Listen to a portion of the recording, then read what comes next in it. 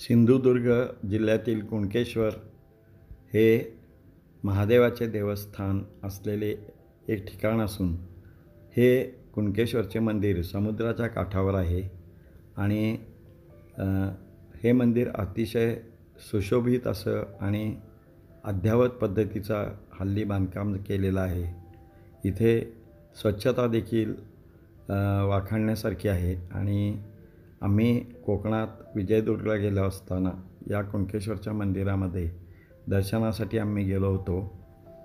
दुपारची वेळ होती, पाय भाजत होते, तरी पण आम्ही या मंदिरामध्ये गेलो आणि आम्ही आतमध्ये जाऊन महादेवाचं दर्शन घेतलं।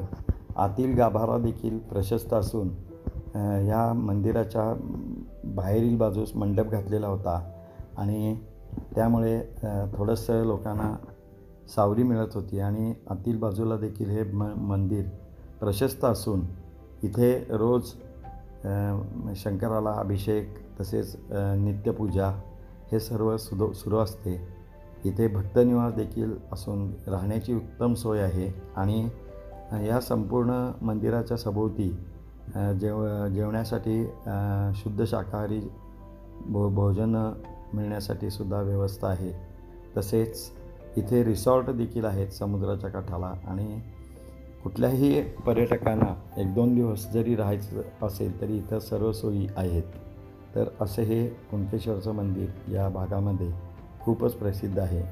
कोल्हापूरहून आपण कणकवली मार्गे या मंदिरात येऊ शकतो किंवा हायवेवरून देखील आपण नांदगाव फाट्यावरून देवगड रोडला येऊन तिथून कुणकेश्वर आणि ते देवगड हे अंतर जवळ आहे।